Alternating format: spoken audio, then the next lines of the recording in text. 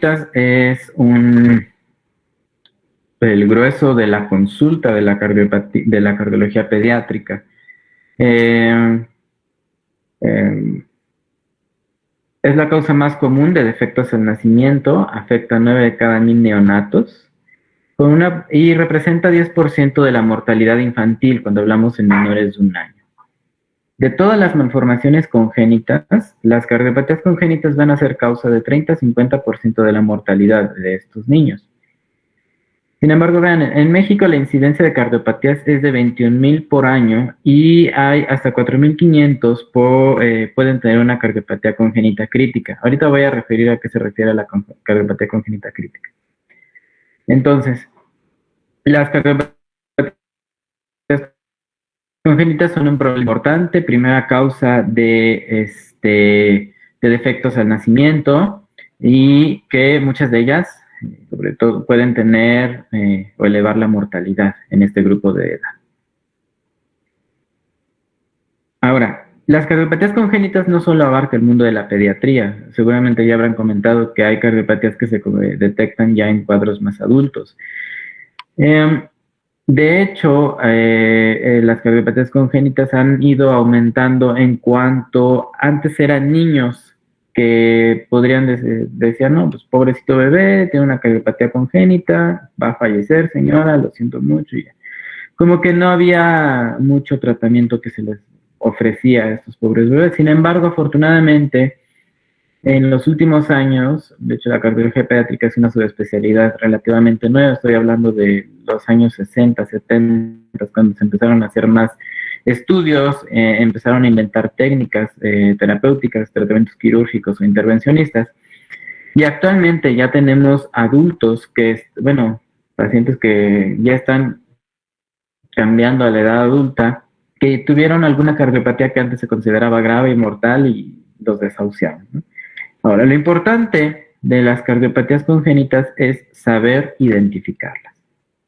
Para esto, las manifestaciones clínicas pueden ser un rango muy variable y pueden ir desde algo muy obvio, algo que te está gritando que el niño tiene un problema en el corazón, como puede ser cianosis, choque cardiogénico o muerte súbita, también la pueden encontrar como la muerte de cuna o muerte súbita de lactante.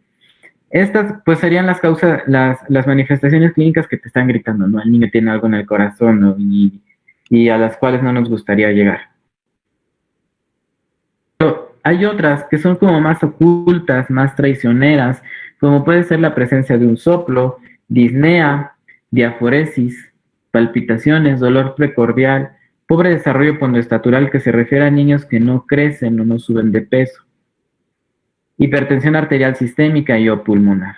En cuanto a la disnea, por ejemplo, la vamos a encontrar, obviamente, dependiendo del grupo de edad del que estemos hablando. La disnea puede ser en bebitos, pues el único ejercicio o la única actividad que hacen los bebés es comer, dormir y hacer del baño. Entonces, la disnea que van a tener va a ser al momento de la alimentación. Cuando la mamá se da cuenta que cuando se pega su bebé al pecho, pues se cansa, come por pausas, se fatiga.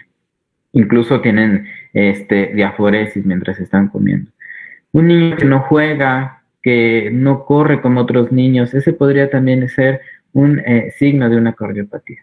Ahora, ya sabemos que el hecho de que tenga una cosa no quiere decir que ya tenemos el diagnóstico completo, ¿no? Un dolor precordial puede ser desde una osteocondritis muy característico en la edad adolescente, que es el síndrome de Draves.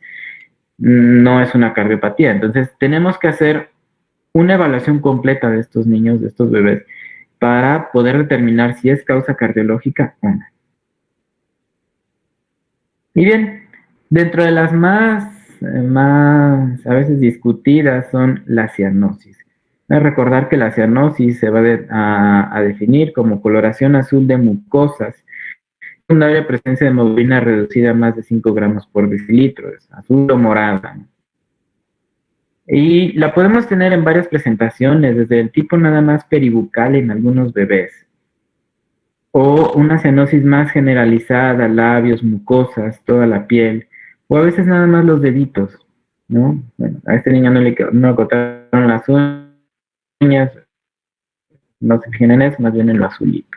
Ahora, la cianosis, así como muchos otros signos, no es exclusivo de una cardiopatía, sino que también puede ser debida a cosas como trastornos pulmonares, el llanto intenso, exposición al agua o al frío, otras situaciones como hipoglucemia o sepsis.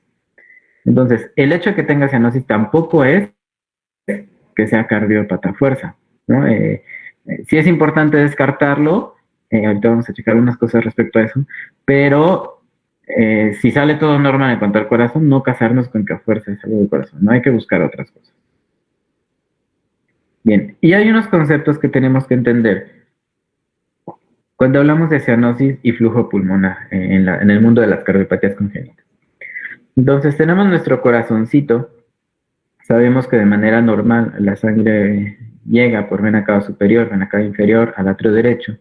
Del atrio derecho pasa a través de la válvula tricúspide al ventrículo derecho y es eyectada hacia la arteria pulmonar, hacia sus dos ramas, izquierda y derecha, a los pulmones para llevar a cabo la hematosis. Eso es lo normal.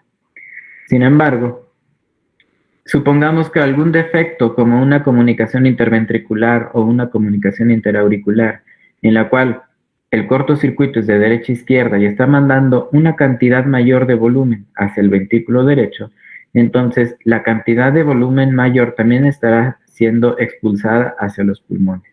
A eso se le denomina flujo pulmonar incrementado. Esos serían como los ejemplos. Ahora, vamos del otro lado. Enfermedades que afecten el lado derecho, como podría ser una tetralogía de Fallot, en la cual el tracto de salida, que es está apretado, o una estenosis valvular pulmonar muy apretada. Aquí, como hay obstrucción hacia el flujo, hacia la arteria pulmonar, entonces llegará poquita sangre a los pulmones. A eso se le denomina flujo pulmonar disminuido. ¿Hasta aquí ha quedado comprendido o alguien tiene alguna duda o comentario?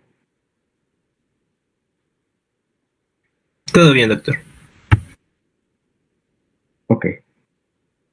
Y entonces, la cianosis. Cuando se presenta la cianosis desde el punto de vista cardiológico, seguramente habrá un defecto intracardíaco la mayor parte de las veces.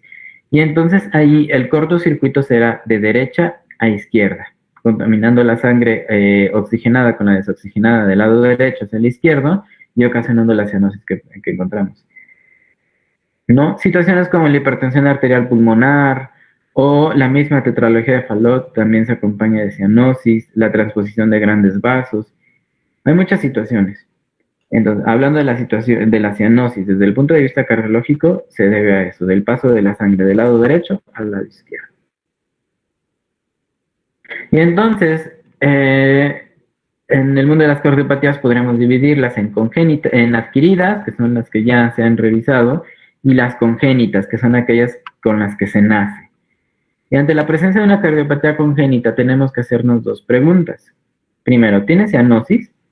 Si no tiene cianosis, se va a denominar acianógena. Si tiene cianosis, es cianógena. Y después, ¿cómo está el flujo pulmonar? ¿Disminuido, aumentado o normal? De acuerdo a lo que hemos revisado. Y así podemos entonces caracterizar o clasificar a las cardiopatías congénitas como cardiopatía congénita acianógena de flujo pulmonar aumentado, como podría ser una comunicación interauricular, comunicación interventricular o conducto. O cardiopatía congénita cianógena de flujo pulmonar disminuido, como la tetralogía de Fallot. O cardiopatía congénita acianógena de flujo pulmonar normal, como podría ser la coartación de aorta.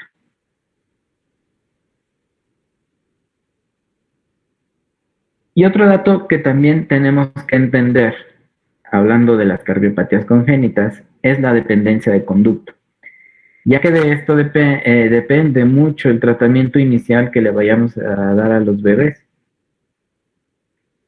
Seguramente ya, creo que ya habían revisado un poquito de conducto, sabemos que es una estructura que comunica la arteria pulmonar con la aorta desde la vida fetal, ¿no?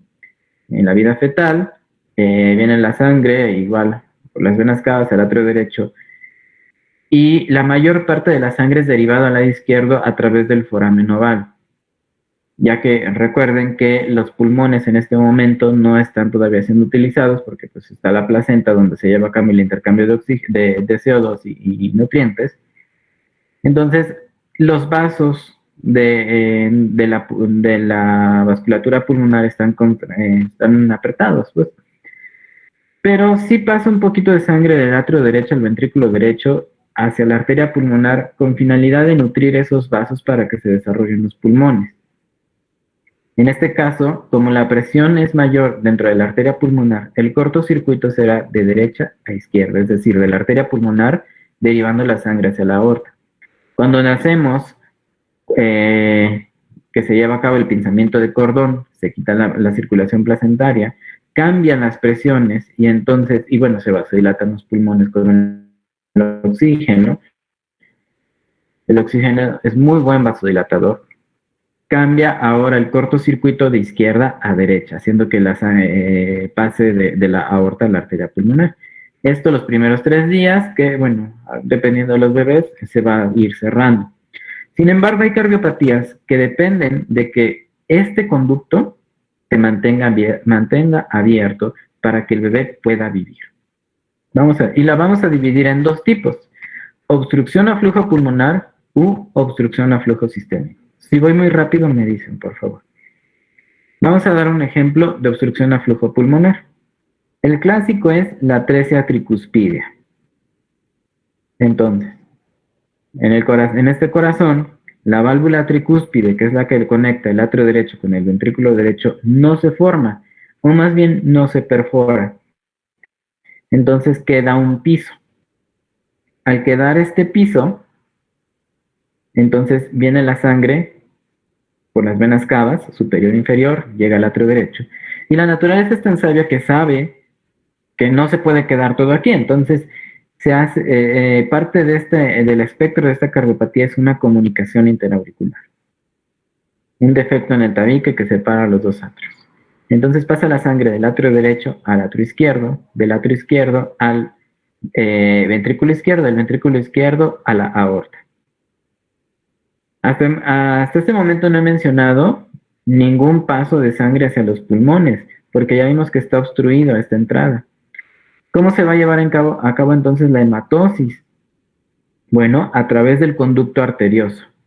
A través del conducto arterioso de la sangre que es derivada para acá, una cantidad pasa hacia los pulmones para que se lleve a cabo la hematosis y ya regrese a través de las venas pulmonares al atrio izquierdo y ya pasa algo de oxigenación.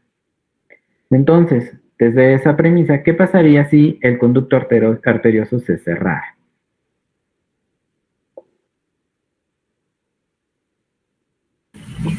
Se muere el paciente. No habría hematosis. No habría hematosis, no habría oxigenación y el paciente fallece. Por eso es importante en esta cardiopatía que yo realice ciertos procedimientos o ciertas medidas para mantener el conducto arterioso abierto. Esa es obstrucción a flujo pulmonar. Vamos al otro ejemplo, obstrucción a flujo sistémico. Normal, ¿ok? Vena cava superior, vena cava inferior, llega la sangre, atrio derecho, tricúspide, ventrículo derecho, arteria pulmonar, pasa a los pulmones, regresa por las venas pulmonares al atrio izquierdo, válvula mitral, ventrículo izquierdo, es eyectada, pero aquí en la aorta está muy apretada. Es una coartación severa. La coartación está incluso arribita del conducto arterioso. Está aquí la coartación, aquí pellizcado y el conducto arterioso aquí abajo. Entonces, de la sangre que es, algo tiene que alimentar la parte de abajo, los órganos. Estamos hablando de riñones, intestino, hígado, vaso, etcétera, etcétera, etcétera. Aquí lo que salva a este paciente es la sangre que pasa por aquí, que es derivada del ventrículo derecho, la arteria pulmonar, es enviada a través del conducto al resto de la circulación. ¿Ok? Entonces, ¿qué pasaría si este conducto arterioso se cierra?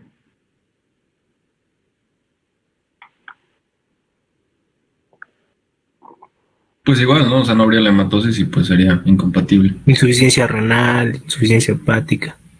Hematosis sí habría. Lo que sí pasaría es insuficiencia renal, exactamente, insuficiencia hepática, necrosis intestinal, que en los bebés se llama enterocolitis necrosante, y el paciente fallece, ¿no? Una falla multiorgánica. De ahí la importancia de saber identificar cuáles son las cardiopatías dependientes de conducto, porque al momento de nacer, yo tengo que mantener este conducto abierto. ¿Bien? Ahora, ¿cómo mantengo este conducto abierto? Bueno, el conducto arterioso es súper sensible al oxígeno. Si tú le pones oxígeno a un conducto, se va a empezar a apretar, apretar hasta que se cierra. Medicamentos, por ejemplo, como el paracetamol, ibuprofeno, indometacina, que son los AINES, también lo cierran porque inhiben la secreción de prostaglandinas. El bajo, que base poquito líquido, poquita sangre a través del conducto, también hace que se vaya haciendo más chiquito y se vaya cerrando. Entonces, ¿qué hacemos con estos pacientes? No le ponga oxígeno. ¿Va a estar desaturado? Sí, va a estar desaturado, saturará 76, 80%, pero así déjelo, así vive. Prostaglandinas, que son unas sustancias que mantienen el conducto abierto, no le pongan paracetamol, por favor, y los líquidos, pues un poquito altos para que siga pasando algo de sangre a través de él. Podríamos incluso apoyarnos como algunos vasodilatadores, como podría ser la milrinona, a una dosis ya más elevada, con la finalidad de mantener el conducto abierto. Lo principal es esto, no le pongan oxígeno. Muchas veces me he encontrado como interconsultante, es que doctor, el niño satura 80% y ya le puse oxígeno, pero no sube. Ya le hacemos el ecocardiograma, pues, si quieren que viva, pues no le ponga el oxígeno, porque si no se va a cerrar el conducto. Ok. ¿Alguien tiene alguna duda respecto a esto? ¿Sí quedó claro? ¿O fue muy rápido? No, doc, todo Todo bien, bien, doc. gracias. Muy bien, Claro, doctor. gracias. Okay. Entonces debemos de hacer otras pruebas, como por ejemplo un ecocardiograma antes de administrar oxígeno en un paciente que presenta la clínica de conducto arterioso persistente. Más bien de una cardiopatía. Pero sí, ahorita voy a hablar un poquito más de eso y qué bueno que tomas la idea. Si hay que hacer un ecocardiograma antes de yo saber qué medicamento o qué le voy a hacer. Ok, doctor. Ahora, vamos a hacer otra distinción de conceptos que tenemos que tener bien claros, que es diferencia entre defecto obligado y defecto asociado. Defecto obligado es defectos que necesita tener el paciente como parte de la cardiopatía y sin el cual no es posible vivir. Y defecto asociado son defectos que suelen relacionarse a la cardiopatía y su ausencia no excluye o confirma el diagnóstico. No son necesarios para vivir, pero pueden afectar su pronóstico. Ejemplo, otra vez aquí en la atresia tricúspide. Aparte del conducto arterioso, ¿qué defecto necesita tener el paciente? Y si no, ese ni siquiera nacería.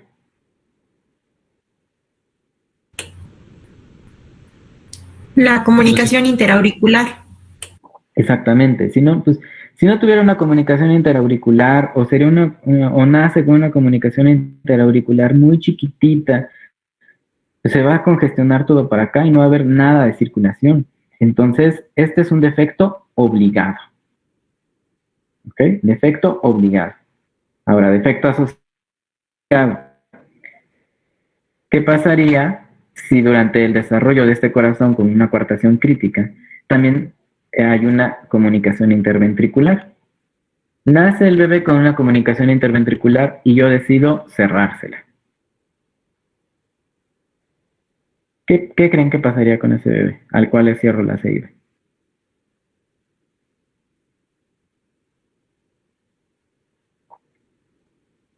¿Lo mato? ¿Qué feo suena eso? Bueno, ¿vive el paciente? Sí. Sí vive, ¿ok? Pero si le dejo la CIB, por ejemplo, pues estaría incrementando también el flujo pulmonar y le estoy agregando más cosas a la cardiopatía, ¿ok? Entonces, la CIB en este caso no es necesaria para que el paciente viva, pero sí va a afectar su pronóstico la presencia de una CIB. De hecho, las coartaciones se asocian a CIBs, por ejemplo. Ahora, retomando lo que decía su compañero, entonces, ¿qué hago con estos niños?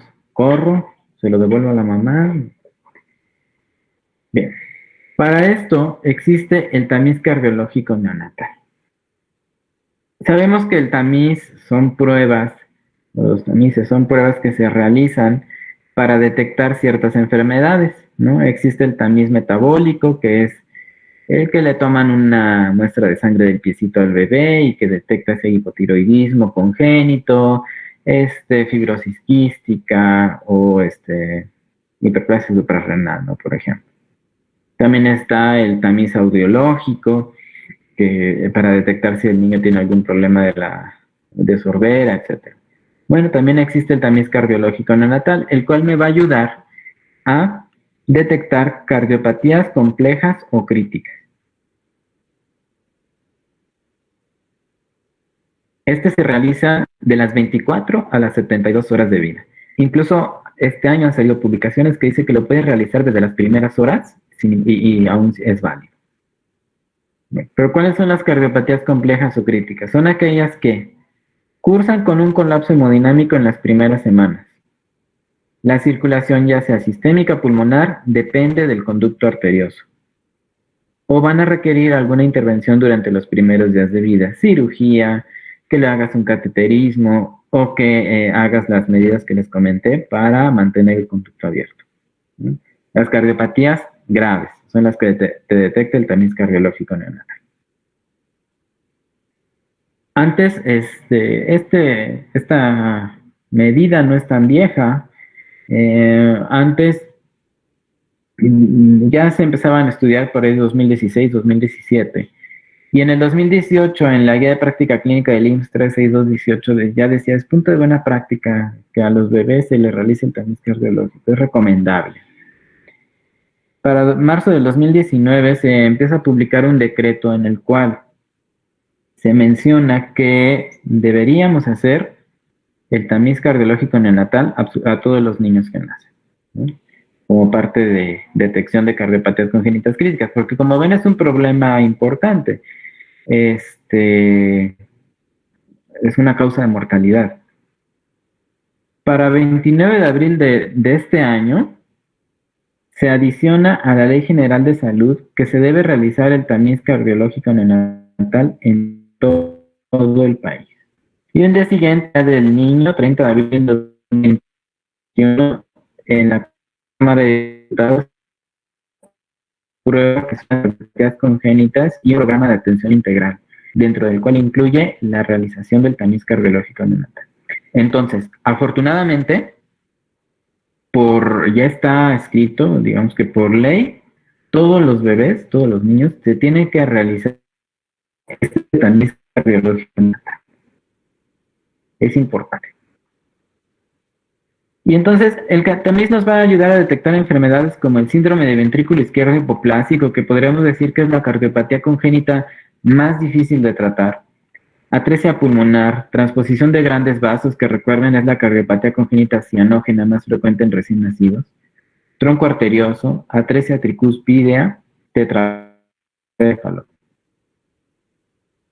Y nos podría también orientar otras, como mala de venas pulmonares, conducto arterioso, comunicación interventricular, coartación de aorta y estenosis pulmonar. Pero básicamente lo que detecta el tamiz cardiológico neonatal o busca detectar son estas, ¿no? Estos bebés cuando nacen y se empieza a cerrar el conducto, el pediatra o el neonatólogo que está a cargo del bebé sufre porque es mantener el conducto abierto y lo más rápido posible pasarlo a cirugía.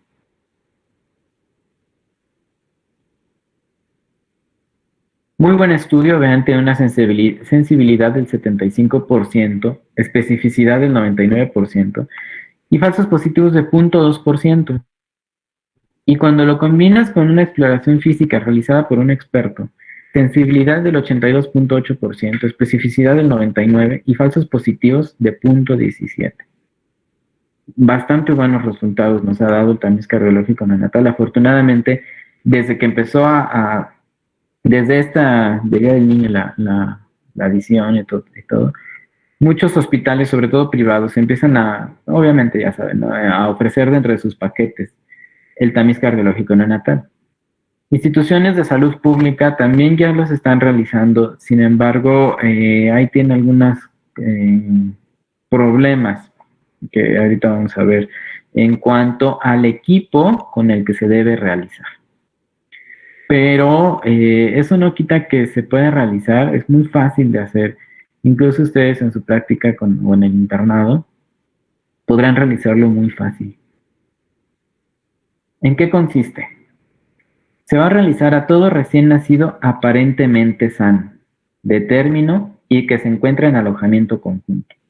O sea, los bebés que están ahí con su mamá, envuelto su cobijita y tomando pecho, a esos bebés es a los que hay que hacerlo. A los que están graves, pues a ellos es más fácil detectarles una cardiopatía, ¿no? Porque si está intubado, luego ves, si tiene algún problema, etcétera, y es más fácil que se deriven a la evaluación por cardiología más rápido de que está grave. A un bebé que tiene, que inicialmente está bien en lo que el conducto está abierto, y ya cuando se va a su casa que el conducto se empieza a cerrar, y es cuando se pone mal, y son cuando los papás están corriendo urgencia.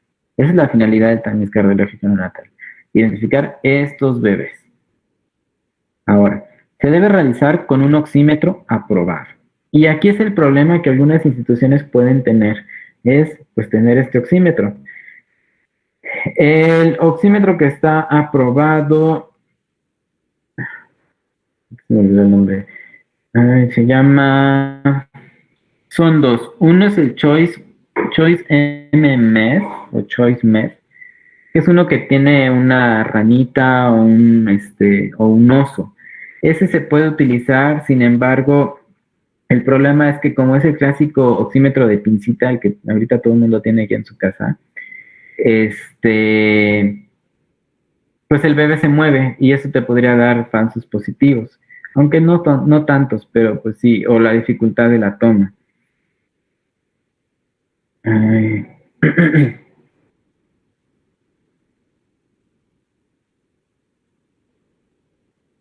Esa es una opción, incluso es accesible, no es tan caro, cualquiera lo podría tener.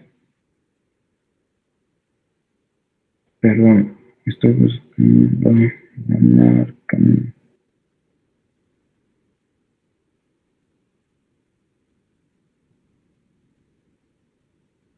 Ahorita me acuerdo de la marca del otro.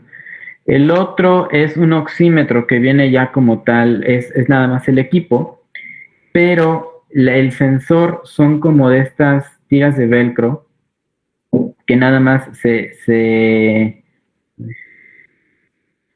envuelve la manita en estas como velcros y aunque el bebé mueva la mano, pues te disminuye el rango de error, pues, y es más fácil la medición. Sabemos que los oxímetros funcionan con un sensor que mide máximo, se llama. El oxímetro aprobado es el máximo.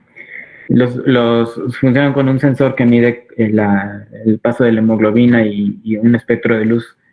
Entonces, como está así como un velcro, es más fácil que mida y le da menos interferencia, por ejemplo, a la luz o el movimiento.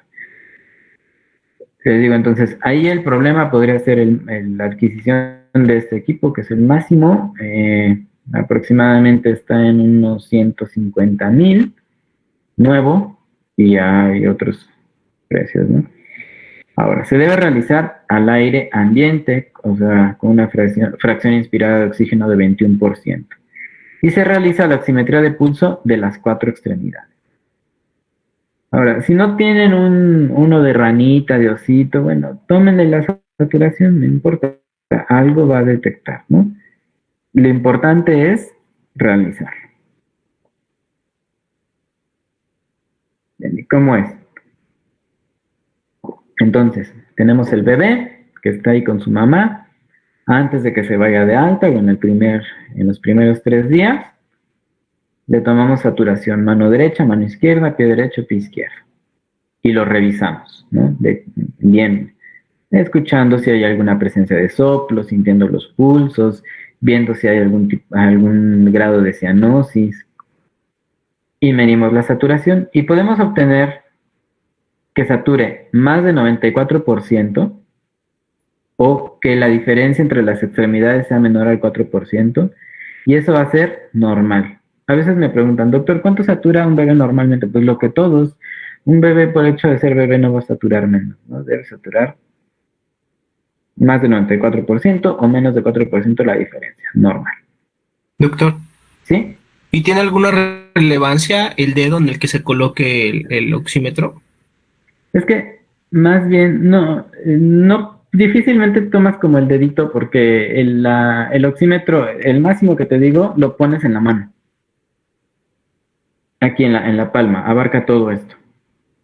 Y el otro de pincita, más bien abarca como 2 dedos. Pero no hay ningún problema. Ahí lo que te podría causar problemas es que el bebé luego, pues, por reflejo encoge los deditos. Es Ok, como doctor. tenerlos un poquito estirados, pero no importa el dedo. Ahora vamos al otro extremo, que sature menos de 89%. Eso no es normal. Entonces, eso vamos a considerar un tamiz alterado y será candidato a realizar ecocardiograma.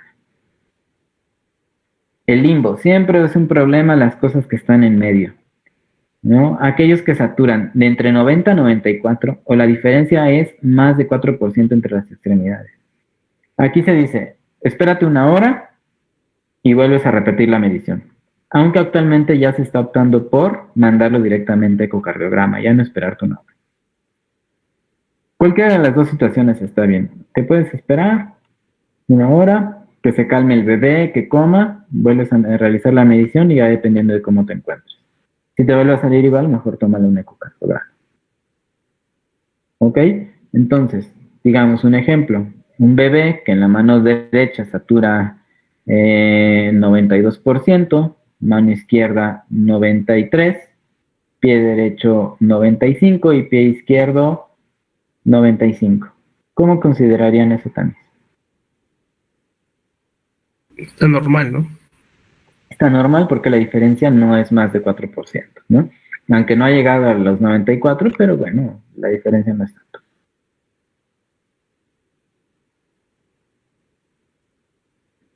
Entonces, esta prueba, como ven, es muy fácil de realizar, nos da muy buenos resultados, y nos detecta cardiopatías graves, incluso se detectan antes de que el bebé empiece a ponerse mal, se puede derivar a un centro especializado de atención de cardiopatías congénitas. En México tenemos muy buenos centros para tratar este tipo de cardiopatías. En Puebla, por ejemplo, el Hospital para el Niño Poblano realiza corrección de niños de cardiopatías congénitas. El ISSSTE empezó a hacer algunas cirugías correctivas. Hace como 2 años empezaron con un falot y ahorita ya empieza a tener más resultados. También el Hospital de la Mujer este año empezó corrigiendo una conexión anómala de venas pulmonares. O sea, va avanzando.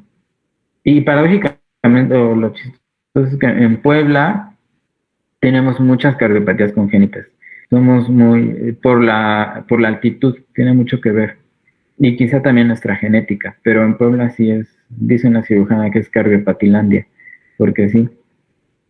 También estados como Hidalgo y Ciudad de México, obviamente, pero por el grueso de la población. Entonces, realizar el tamiz cardiológico neonatal, ya ven, lo pueden realizar ustedes ahí fácilmente con su oxímetro, aunque no tengan el oxímetro de 150,000 pesos, pero bueno, la saturación. Claro, teniendo en cuenta que pues, va a mover la manita y un poquito de paciencia. Doc, una pregunta. ¿Sí? Bueno, y a lo mejor me salgo un poco del tema, pero he visto estos ecocardiogramas que son como portátiles que se pusieron como muy de moda y sí funcionan realmente porque, bueno, los veo como una buena opción, pero no sé si funcionan bien, vaya, porque por precio y como que se ven muy, no sé. Tú dices los Butterfly, creo que se llaman, que van conectados al celular, ¿no? No sabré decirle la marca, pero sí son los que se conectan al celular, de hecho. Son buena opción para cosas críticas.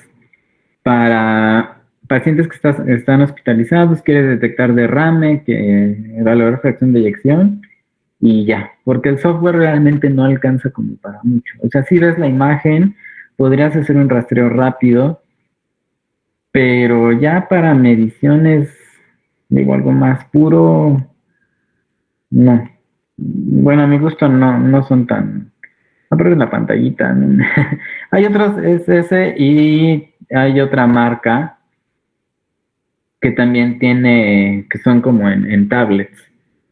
El problema es que hay mediciones que no puedes realizar ahí. Sí te sirve sobre todo, y se utiliza más que nada para pacientes críticos.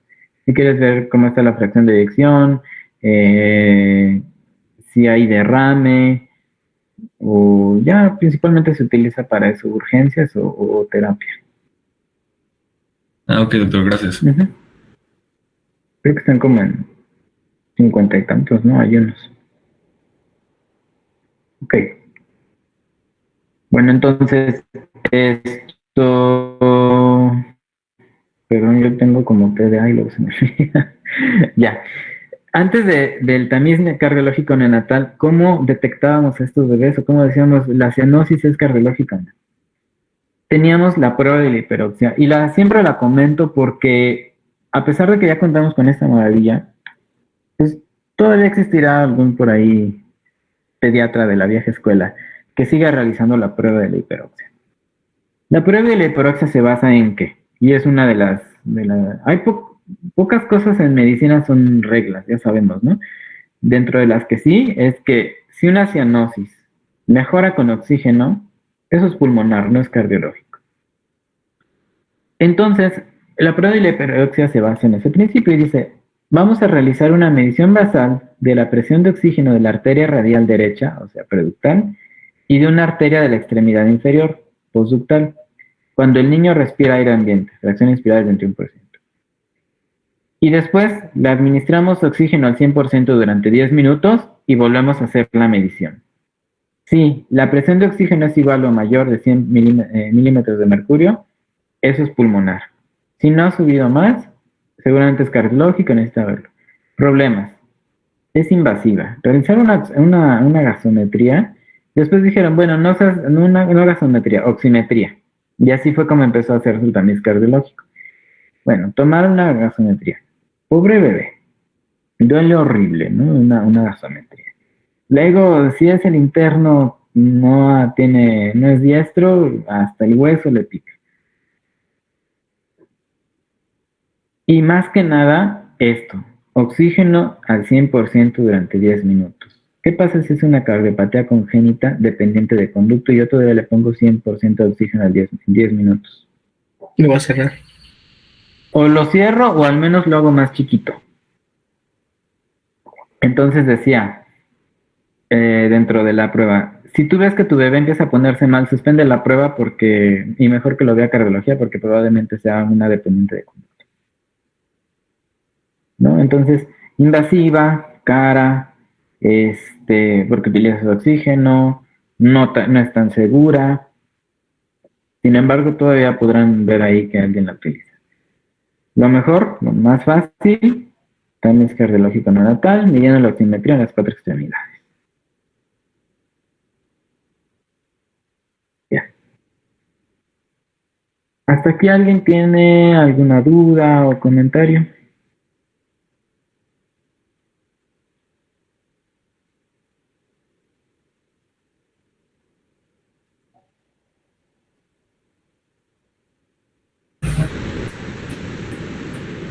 No, todo bien, gracias. Todo bien, doctor, gracias.